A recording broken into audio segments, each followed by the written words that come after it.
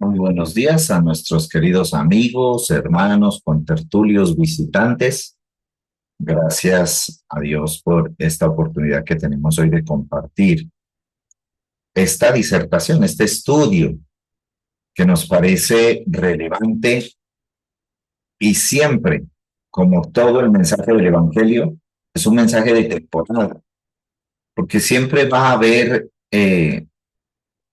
cómo traer y expresar la luz del Evangelio a través de las palabras escritas hace mucho tiempo, hace muchos siglos. Y recuerdo que el objetivo de este estudio es extraer la configuración espiritual que hay tras estas letras, tras estos sucesos que, pues dicho sea de paso, ya son hechos cumplidos. No obstante, al decir que son hechos cumplidos, no estamos desconociendo el peso espiritual que tiene el Evangelio. Justamente ese es el el objetivo del Evangelio, que a pesar de la historia, a pesar del paso del tiempo, lo único que resiste y que ha resistido y seguirá resistiendo todas las temporadas y los ciclos humanos es el Evangelio. Si hay cosa indestructible en el universo es el Evangelio. Si hay cosa inmutable, inmarchitable, inmarcesible, inmaculada, es el Evangelio. Entre todo esto que hemos venido hablando, pues el Evangelio es la misma conciencia, carácter y naturaleza divina, impartida a los creyentes. ¿A cuáles? A los de cada generación. Por eso yo no estoy hablando con Socorrito aquí solamente, aunque ustedes ven que pues llegamos dos, a veces tres, o se conecta alguien más. Y aunque ellos son los asistentes a esta clase y con los que participamos, yo estoy hablando a tus generaciones, a tus hijos que todavía no nacen, a los jóvenes que todavía estas palabras no son relevantes, inclusive a la gente adulta que más adelante en el tiempo se topará con estas meditaciones y con todo lo que decimos aquí, y para ustedes ya tendrá sentido y tendrá mayor relevancia, porque el Evangelio va metiéndonos en el contexto de Dios y sacándonos del contexto humano. Déjenme explicar eso. El Evangelio es la única sustancia que produce una estructura de entendimiento, de raciocinio y de conciencia espirituales que nos permite escapar de la influencia del mundo, sea cual sea la temporada, la generación, el gobierno o lo que esté pasando en el mundo. Por eso, miren, actualmente en esta fecha, a ver, estamos hoy a 19 de octubre del año 2024 y llevamos casi un año de que se volvió y estalló el conflicto en el Medio Oriente. Siempre que ha estallado un conflicto, un nuevo conflicto, sobre todo en el Medio Oriente que involucra a Israel, muchos de los creyentes hoy, de los cristianos evangélicos llamados así, siempre empiezan a que el fin del mundo viene porque está pasando algo en Israel o en el Medio Oriente. Y desde el año 1947 hizo la Segunda Guerra Mundial y posteriormente se creó las Naciones Unidas. Muchos de los llamados ministros, muchos de los cuales ya no están con nosotros, fueron recogidos ya, acuñaron esta terminología y sobre todo se volvieron apocalípticos en cuanto al mensaje en lo que tenía que ver con las guerras, rumores de guerras, conflictos bélicos y, como dije, en todo lo que tiene que ver con la nación de Israel. Así que, pues, queremos hoy aclarar ese asunto. Tenemos que aclarar ese asunto porque, nuevamente, todo lo que está en la palabra de Dios, en la Biblia escrita, desde Génesis hasta Apocalipsis, no es para producir esperanza con respecto a los eventos futuros que han de suceder, porque guerras siempre habrán, enfermedades, pestes, hambrunas, terremotos, etcétera. Es parte del ciclo de desarrollo del planeta y de la misma sociedad, de la misma humanidad. Entonces quiero decirles, la Biblia nada tiene que ver con que a alguien se le ocurra asociar los eventos humanos con intervenciones divinas para decir que la Biblia sigue expresándose como si no se hubiera cumplido, ¿no? Es justamente lo que queremos, traer esa luz de entendimiento para que todos ustedes que escuchan este mensaje puedan entender que la Biblia es un libro de hechos cumplidos. Usted dirá, pues entonces la Biblia no tiene ningún valor. No, es un error pensar así. Porque si bien es cierto en cuanto a lo literal e histórico, escúchame en esto, en cuanto a la literalidad, a lo histórico, a lo político, a lo arqueológico, entre otras ramas del saber hermenéutico, etimológico, gramatical. En cuanto a esas ramas del conocimiento humano, la Biblia es un libro de hechos cumplidos, sobre todo en lo histórico. Pero detrás de esa letra, detrás de todo lo que usted lee allí, sigue existiendo y seguirá existiendo el incorruptible Espíritu de Dios, que a pesar de que leemos historias, vamos a las bibliotecas, vamos a los registros y a los documentales y vemos claramente cómo se cumplió, detrás de ello la formación de una conciencia incorruptible en cada generación ha sido la constante y el objetivo que Dios se ha planteado desde el momento en que dio a conocer al mundo a su Hijo Jesucristo. Por eso, en el mensaje a Sardis, que es lo que nos corresponde, en el versículo 3, ¿verdad, Socorrito? Y bueno, vamos a partir de allí porque no quiero devolverme mucho. Ustedes, mis amigos y queridos turistas de este canal, pueden remitirse a las fechas anteriores para tener un mejor contexto de lo que estamos hablando. No podemos desconocer esa parte importante que tiene que ver con cómo Dios ubicó su mensaje en esa generación y cómo detrás de ello hay una vigencia en cuanto a la formación y estructura misma que sustenta la iglesia como columna y baluarte de la verdad. Eso sería prácticamente imposible sin el Evangelio, no sin la Biblia. Déjenme decir esto, no era voluntad de Dios que anduviéramos con una Biblia. La Biblia no es voluntad de Dios, porque la Biblia es un libro, una compilación, una biblioteca que la formaron los hombres. En ese sentido, la Biblia no fue voluntad de Dios que existiera como un libro que definiera las directrices y toda la edificación de los santos en cada generación. Quien define eso es el Evangelio, que como dije es la conciencia espiritual y eterna que está tras la letra. Y esto lo digo porque el autor de Apocalipsis, Juan de Patmos, Socorrito,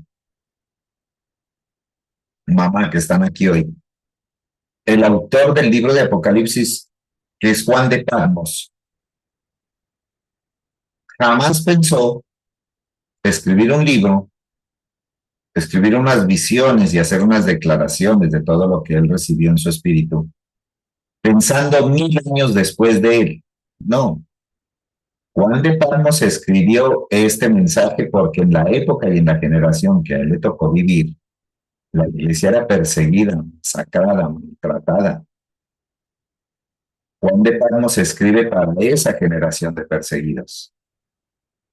Que detrás de esa letra hay sucesos, símbolos, que nos pueden ayudar a nosotros hoy para identificar cómo Dios ha sido inmutable y su consejo invariable, a pesar de las continuas luchas, levantamientos y expresiones de rebelión humana.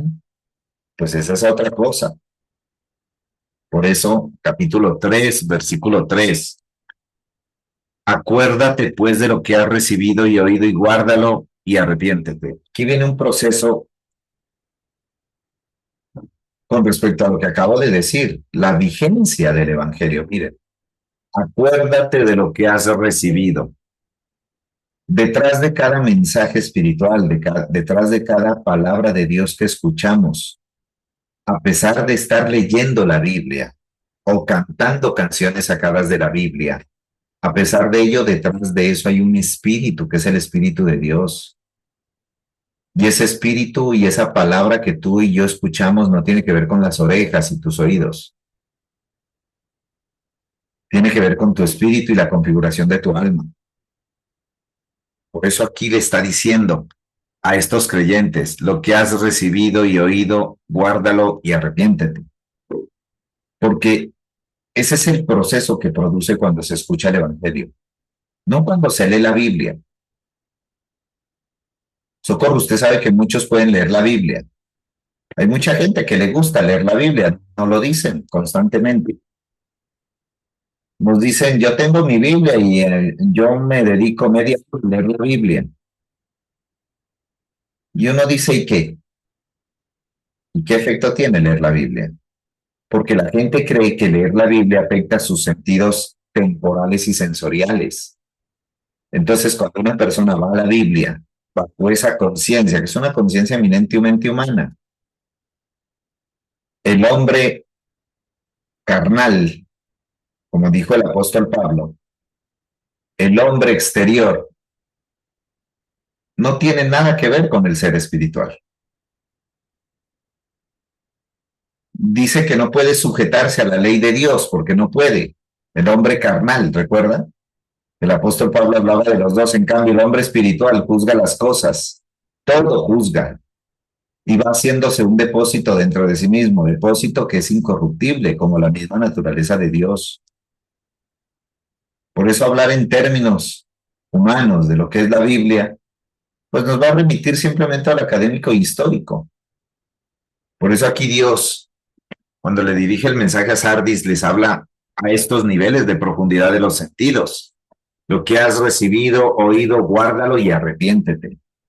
Porque el efecto que produce el Evangelio es de transformación. Por eso encontramos aquí esta palabra con la cual prácticamente el Señor Jesús abrió su ministerio y se dio a conocer al mundo. Cuando anunciaba, arrepentidos porque el reino de los cielos ha llegado, se ha establecido. Y aquí les habla a la iglesia de Sardis en el mismo sentido. Parece que lo que han escuchado ellos, parece que aquí lo que habían escuchado los de Sardis, no había hecho absolutamente ningún efecto de transformación, de arrepentimiento. Y aquí dice el verso siguiente o el párrafo siguiente, pues si no velas, el arrepentimiento aquí tiene que ver con una actitud vigilante, con una actitud de constante apertura del entendimiento. Vela, velar, una palabra tan conocida y tan poderosa en la cultura hebrea, porque era justamente el atalaya, el vigía, el guarda, el encargado no solamente de anunciar el cambio de la hora durante las vigilias nocturnas, sino que también era el encargado de vigilar los muros para evitar las invasiones, para evitar que los enemigos se infiltraran en la ciudad. Y aquí Dios le está diciendo a esta iglesia de Sardis en términos de conciencia espiritual, ¿ya? Vela. Pero como recuerden, no habían escuchado, no habían guardado lo que escuchaban. Por lo tanto, no había existido un proceso de transformación. Entonces, esta actitud que les dice aquí, pues si no velas, vendré a ti como ladrón, implica que lastimosamente Sardis no conocía a Dios, lo confundían con un ladrón. Déjenme ir a un acontecimiento que es bastante interesante en cuanto a los sentidos. Y es lo que sucede un día cuando los discípulos estaban en la barca y Jesús en esa oportunidad no se sube con ellos en la barca. Entonces dice que ellos empiezan a remar y había un viento fuerte. Y Jesús viene a ellos caminando sobre el agua y llega hasta donde está el barco. Y miren, mis amados, todo lo que produce temor en nuestra vida, zozobra, pánico, miedo, sensación de vacío, de soledad, todos esos sentimientos que a veces podrían gobernar alguna parte de nuestra vida o nuestras decisiones, tienen ese efecto debido a que nosotros mismos le hemos dado poder a ese tipo de cosas para que gobiernen nuestra vida. Usted dirá, ¿y cómo le hemos dado poder? Primero, por lo que creemos de esas cosas. Segundo, por lo que confesamos respecto a ellos. Recuerde que cada confesión nuestra es poder, poder de vida y poder de muerte. Los discípulos en ese momento, pues jamás esperaba ninguno de ellos que Jesús viniera a ellos caminando sobre el agua. Algo nunca antes visto, algo que rompía totalmente con toda concepción humana. Rompe las leyes de la física, rompe las leyes de lo natural. Los discípulos, ¿qué hacen? Se espantan, se asustan y empiezan a emitir voces. Voces de temor, de miedo, porque recuerde que eso es lo que ellos los gobiernan. En resumen, el temor desdibujó el hecho de que ellos sí conocían al Señor,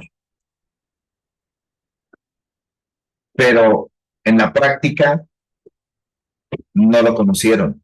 No lo conocieron en el momento cuando más deberían haber tenido la certeza de que si hubiera existido alguien que podía hacer de llegar a ellos caminando sobre el agua,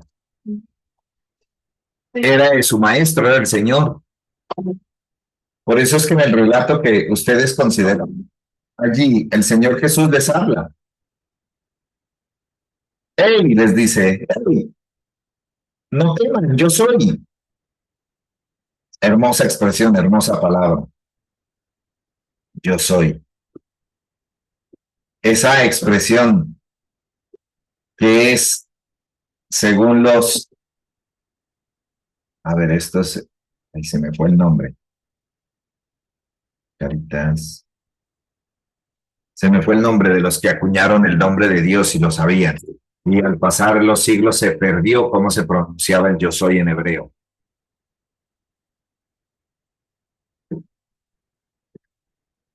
Cuando el Señor Jesús les habla, ellos reaccionan, pero reaccionan en la carne. El que reacciona es Pedro y le dice, si eres tú, haz que yo también pueda hacer lo que tú haces.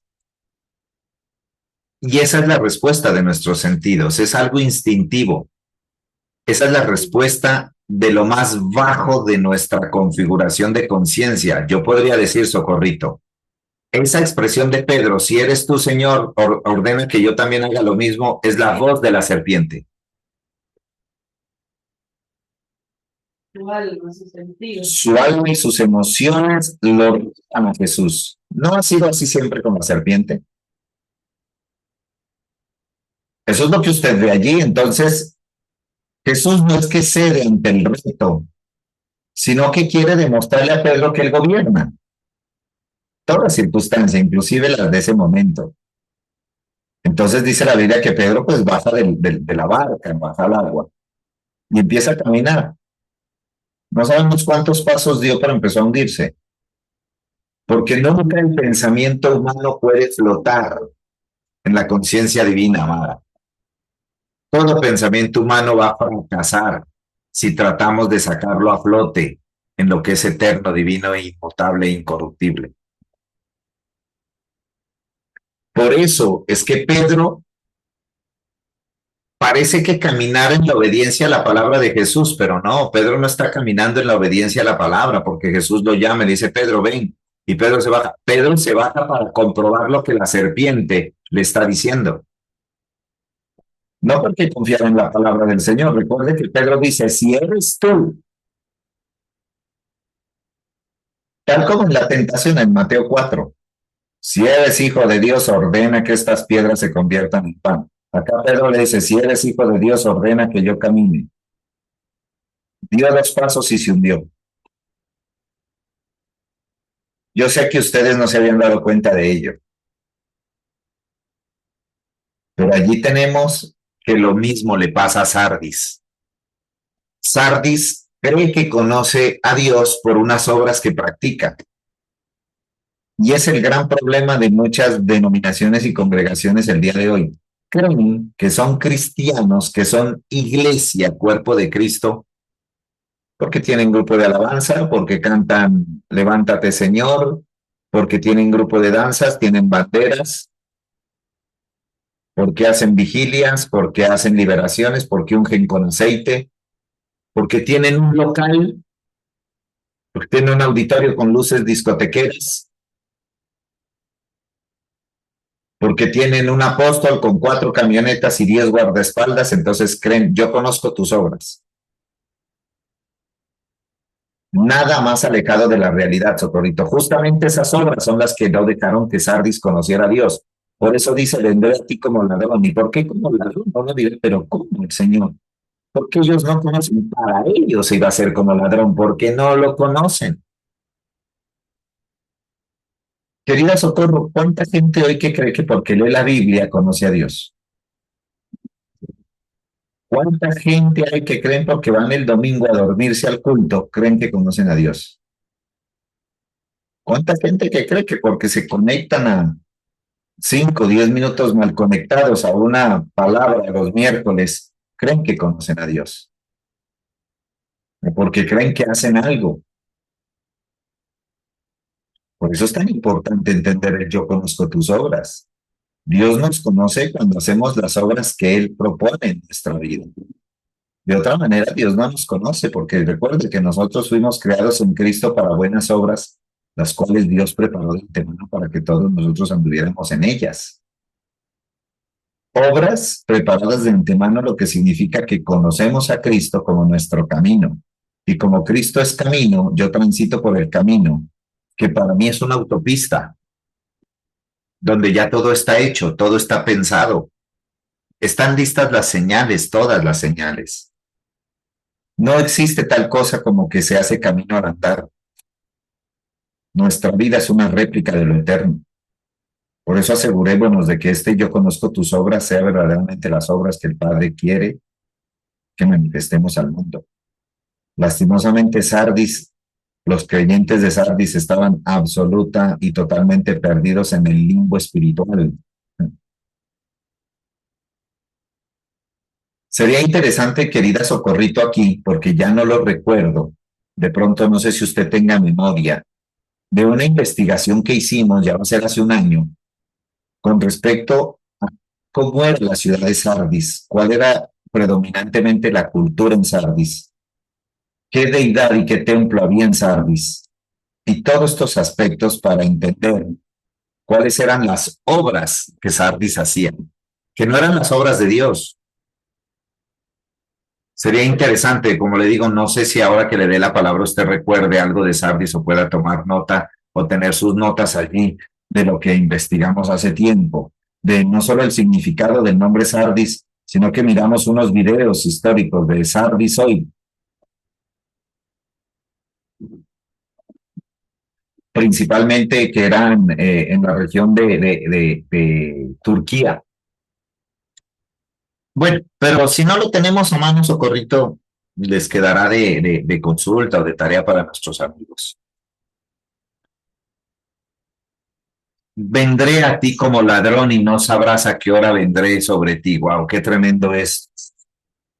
Como dije, lastimosamente ese versículo es la característica predominante de esta generación. Es la característica predominante de todos aquellos que creen que por practicar alguna religión o practicar algún aspecto litúrgico de esa religión, ellos conocen a Dios. Nada más alejado de la realidad. Ninguna religión hace que conozcamos a Dios. Ninguna práctica ancestral pseudo espiritual. Lo único que hace que seamos parte integral del cuerpo de Cristo es practicar el culto racional. Socorrito, le voy a dar la palabra estos últimos minutos que nos quedan para que usted pueda participar. Mamá, si tú quieres participar también, por favor, tenemos 10 minuticos. Socorrito, La ¿pudo verdad es que una nota? no encontré ninguna nota, pues que tengo los cuadernos, pero no, pues para buscarlos. Claro. Pero no encontré los Sardi. Ujú. Lo voy a buscar y ya más adelante ya les diré, pero pastor, lo que usted dice es que